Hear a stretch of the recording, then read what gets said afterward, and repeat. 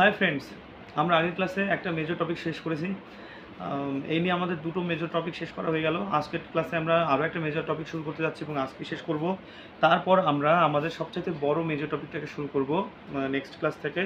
তো খুব সম্ভবত আমরা আজকের টপিকটাকেও শেষ করে ফেলবো। তো চলো শুরু করি। আমাদের আজকে প্রথম টপিকটা হচ্ছে গ্লোবাল ইনফ্রাস্ট্রাকচার আউটলুক ফ্যাসিলিটি এবং সেকেন্ড টপিক হচ্ছে গ্লোবাল ইনফ্রাস্ট্রাকচার আউটলুক। ঠিক আছে, তো প্রথমে আমরা আসছি গ্লোবাল ইনফ্রাস্ট্রাকচার ফ্যাসিলিটি। এটা আমরা মানে ইন্টারন্যাশনাল ইকোনমিক ইনস্টিটিউশনস যে একটা চ্যাপ্টার পড়েছি, সেখানে আমরা ওয়ার্ল্ড ব্যাংক পড়েছি, তাই না? ওয়ার্ল্ড ব্যাংক আর হচ্ছে ওয়ার্ল্ড ব্যাংক গ্রুপ। তো আমি ওয়ার্ল্ড ব্যাংকের কথা বলছি।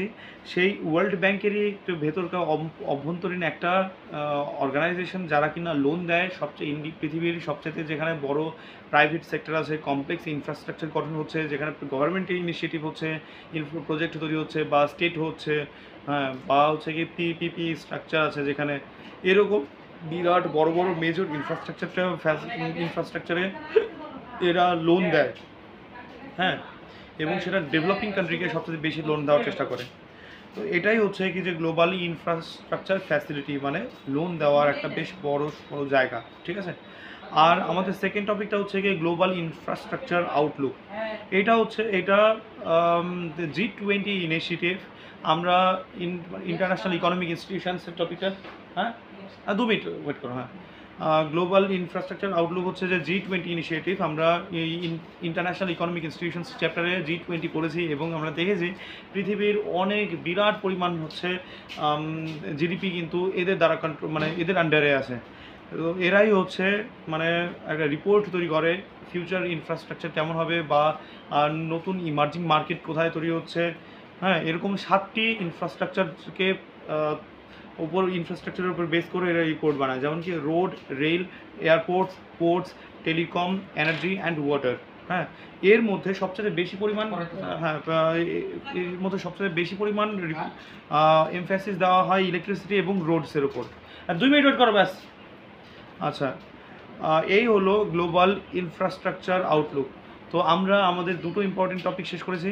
সেটা কি কি? একটা হচ্ছে গ্লোবাল ইনফ্রাস্ট্রাকচার কি বলে আউটলুক, আর হচ্ছে গ্লোবাল ইনফ্রাস্ট্রাকচার ফ্যাসিলিটি। ঠিক আছে, তো আমরা নেক্সট ক্লাসে শুরু করতে যাচ্ছি যে sector wise performance and government interventions, যেখানে কিনা আমরা যে প্রত্যেকটি ইন্ডিয়ার বিভিন্ন ইম্পর্টেন্ট সেক্টর বা ধরে মেজর সেক্টর ধরে প্রত্যেকটাকে আমরা অ্যানালিসিস করব। গভর্নমেন্ট প্রত্যেকটা সেক্টরে কী কী ইম্পর্টেন্ট ইনিশিয়েটিভ নিয়েছে, বা আরও অতীতে অনেক আগে থেকে হচ্ছে ওর ব্যাকগ্রাউন্ড রয়ে গেছে, সেই সব নিয়ে আমরা আলোচনা করব।